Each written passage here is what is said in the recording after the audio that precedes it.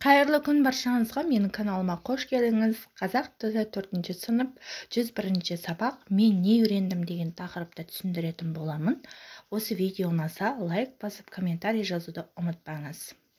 Бүгінгі тақырыпта мен не үйрендім? Бірінші жаттығуда берілгенде оқы, мәтін не туралы дейді.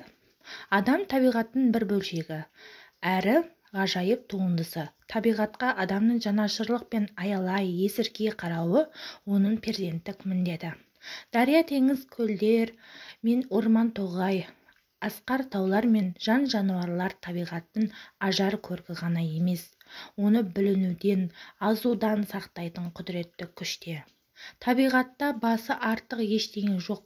Не бір құс, не бір хайуанат, не бір өсімдік немесе жәндік артық емес. Соның бәрі табиғаттағы тепе-теңдікті сақтап тұру үшін керек.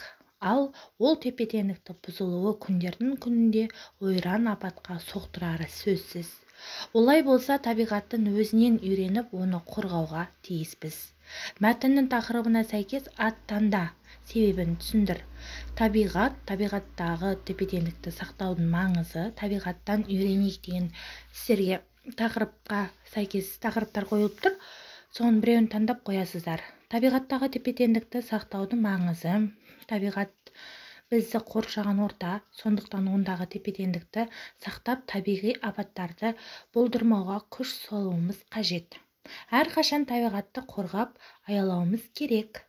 Табиғатты қорғау. Міне балалар, дәл осылай жазып аласыздар бірінші жаттығуға.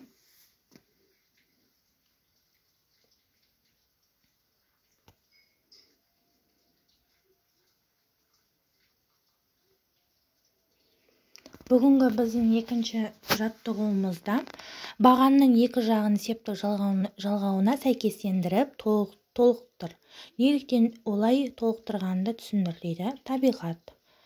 Табиғаттың, табиғатқа деп тұр. Қазір сіздерге осыны толықтырып жазып көрсетемін. Табиғат ол, табиғаттың, оның, табиғатқа оған, табиғатты оны, табиғаттан одан, табиғатпен онымен, табиғат сөзін ол сөзімен алмастыруға болады. Себебі ол сөзі өсімдік болғандықтан зат есім орнына жұмсала береді.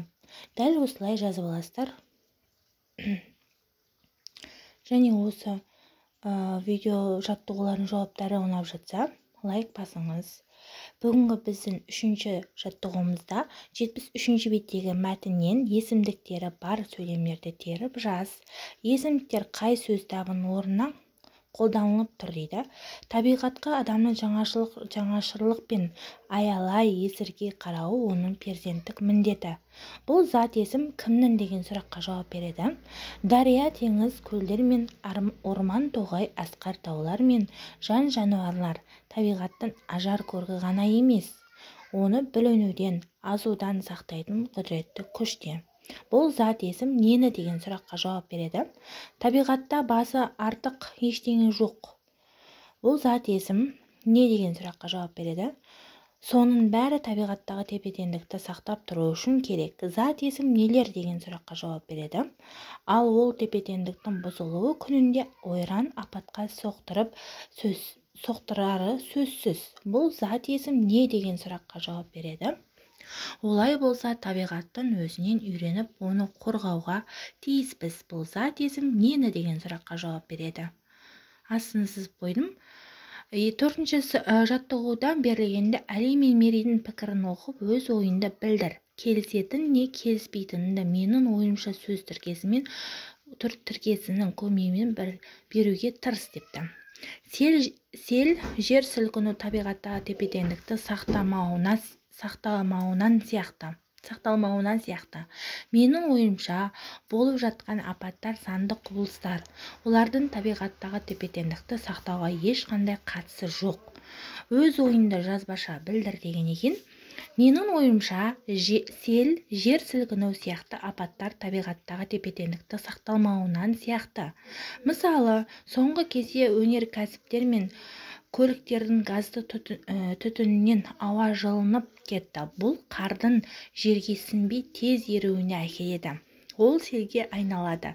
Сондықтан табиғаттағы тепе-теңдікті сақтап, оны қорғауымыз керек.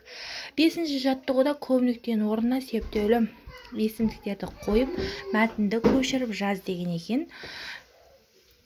Тәуелденіп барып септелген зат есімдерін ассынсыз жіктік.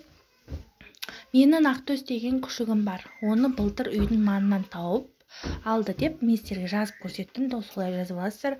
6-ші жаттығуда Беріктің күшігін жоғалып кетті. Ол күшігін жоғалып кетті. Табуға көмектесіңіздерші деп хабарлама жазды.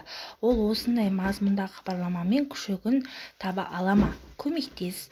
Күшіктің ерекше белгілерін, түр-түсін көрсететін хабарлама жаз. Жазған хабарламамен 5-ші жаттығудағы мәтінді салыстыр. Ұқсастықтар мен айырмашылықтарын тап деген екен.